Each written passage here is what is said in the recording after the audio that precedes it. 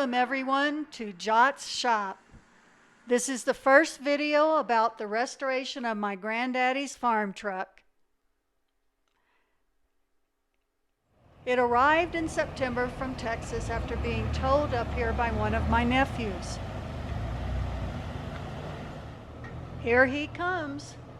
We're going to bring it into our shop and start working on it.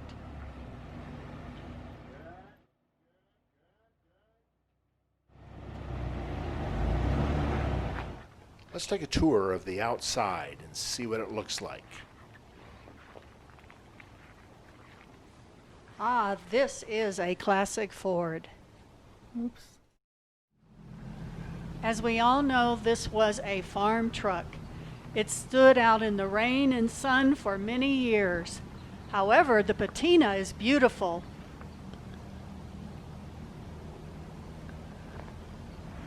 Notice that all of the glass is in the truck.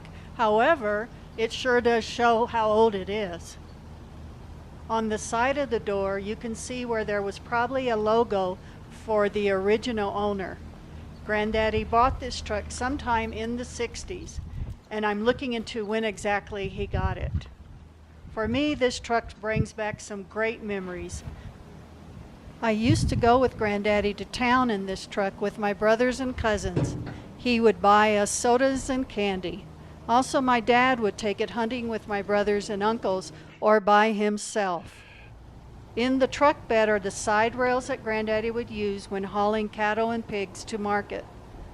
Rumor has it that the back window was cracked by a bull's horn. Inside of the glove box was the ID plate, which told us all the specifics of the truck. It's an F100 built in Dallas in December 1960. Its color is goldenrod yellow. It has a 223 inline 6 engine with 3-speed on the column and rear wheel drive. Here is my nephew backing it towards the shop. We'll speed the video up a bit because he was going slowly and very careful. Hey guys, look how beautiful and green it is here in Colorado in the summer. Everyone should come for a visit. We're now ready to lower the ramps and push it inside. One of our good friends came over to help us put it in the shop.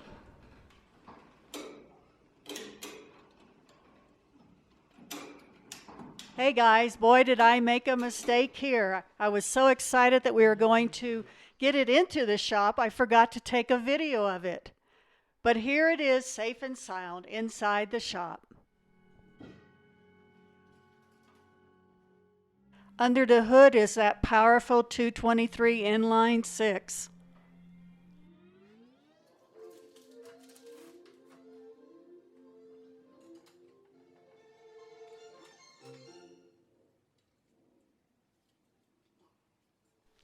As you can see, the only optional equipment we have for the truck are the wasp nests. We don't think this engine has been started since the 80s, so getting it running will be a very interesting experience. As you can see, there will be a lot of work.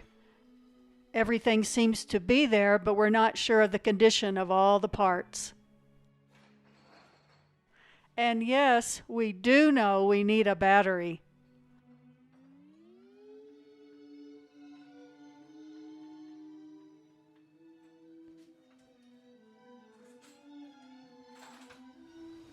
As we look at the truck bed, you can see there are many holes, rust, scratches, and everything. Wow, this will take a lot of work. Again, we can see the crack in the glass from the bull's horn.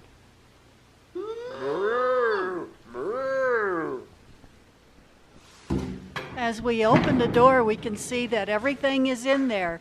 The knobs, the gauges, and even the key. The odometer reads 78,638 miles. There's even a wrench that my granddaddy left in it. Inside, you can see it needs a lot of work. The seat is very old and ragged, but as we all know, it was used daily. Also, the headliner is sagging, probably due to a hole in the roof. The dome light probably doesn't work. As far as we know, the tank hasn't been filled since the 80s. So time will tell how bad the tank is.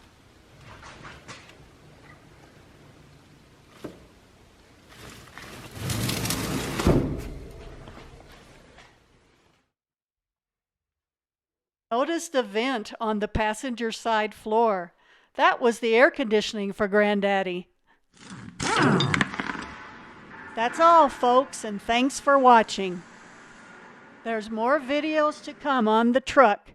Leave a comment if you want, and remember, it's free to subscribe. Bye-bye.